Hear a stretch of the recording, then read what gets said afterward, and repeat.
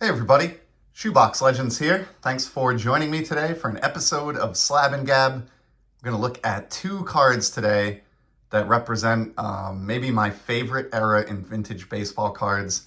That is the 1950 through 1950, say 3 or 4 Bowman run of baseball cards. I guess you could really just say the whole Bowman run from 48 through 55, but in particular, love the 50 through, say, 54 releases.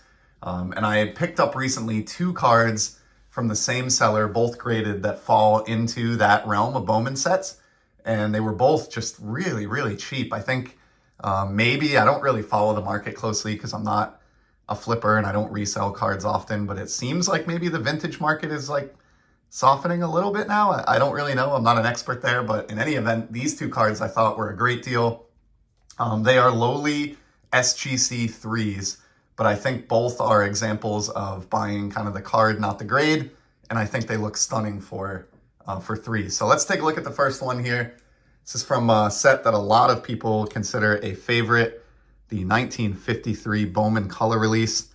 I have Sam Jethro here, and apologies for the glare. I have a lot of background light in this morning at Shoebox Legends World headquarters here. But in case you can't tell, this is a gorgeous example of this card.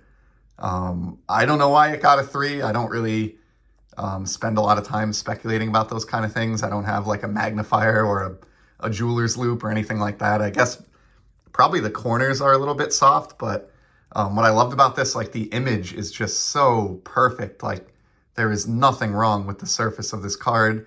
The color is crystal clear and the centering is gorgeous. This can be a tough set with centering at times. At least I've found that in my browsing around, so I was really, really excited to get this.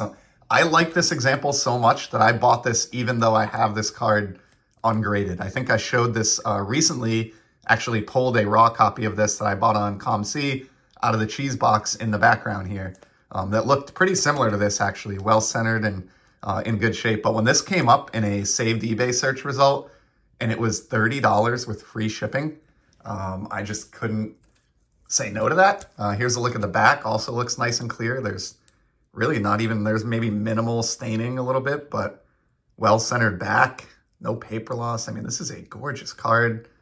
Might be like a little bit of a wrinkle next to the 273 there, if I get it in the right light, but just awesome. Obviously, Sam Jethro had a very long career in the Negro Leagues prior to coming over to Major League Baseball, kind of later in life. He did win the Rookie of the Year in the National League when he finally made the transition. But he was like just an amazing hitter, known for his speed. I think his nickname was the Jet or Jet. And I think had a couple batting titles and was like, had some kind of an insane career batting average in the Negro Leagues, like 340 or 330, something like that. So just a really, really skilled hitter. Did win a Negro League World Series as well. So just an awesome player, somebody who's not expensive to collect, but is an important part of the history of the game of baseball. So just couldn't be happier. I will buy slabbed Bowman 50s cards that look like that at a $30 price point all day long. Wish I could find more of them. And then the second card that I have, this one's even nicer as far as the subject being significant and the set being one of my personal favorites. But I have a Hall of Famer here from 1952 Bowman. I do aspire to one day complete this set. Quite a ways away from being even close to that, but it does feel good to get one Hall of Famer notch in the belt.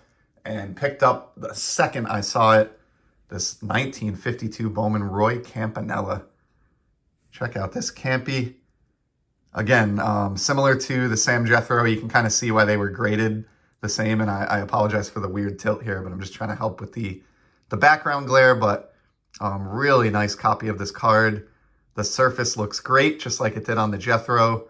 Don't see any wrinkles. The color is vibrant. The centering is pretty good. It's maybe slightly, ever so slightly like diamond cut. But with cards like this from this era, I just like to give it the arm's length test. And if you hold the card, at arm's length away and the centering looks good, that's a win for me, especially on a Hall of Famer from a release that's, getting tough. Like these cards now are 70 years old, these 52 Bowmans, and a lot of collectors have snatched these up and are holding on to them, just like I plan to do with this Campanella. But what a beautiful painting. I love the post swing shot here. And as I mentioned in another recent video, any Brooklyn Dodgers card from the 50s is just a thing of beauty. Really can't go wrong with these. I love the advertising on the outfield fence, just absolutely classic. I enjoy the smaller card size. These are very nostalgic to me. The first vintage cards that I ever owned were from 1950 and then 1952 Bowman when I was a kid. So I just adore this set. Back is nice and clean as well. It does not even have like wax staining, which I was honestly expecting. Getting a 3. I don't know that I even looked at the scan of the back. I clicked buy it now so quickly on this when I ran across it that I was pleasantly surprised with how the back of the card looks when it showed up. So again, just, I don't know, maybe SGC 3 is like the new grade for me. This Campanella, I guess because of the fact that it's SGC rather than PSA and is assigned a little bit of a lower grade, like I got this for way under $100. This was not a three-digit card at all. I think it was actually more like $80. And because it was from that same, seller, it was free shipping, as was the Sam Jethro. So just really excited here. 2 beautiful additions to my run of 1950s baseball cards in general, and 2 just great Bowman classics from the golden era of sports cards. So that's it for today. Those are my 2 pickups.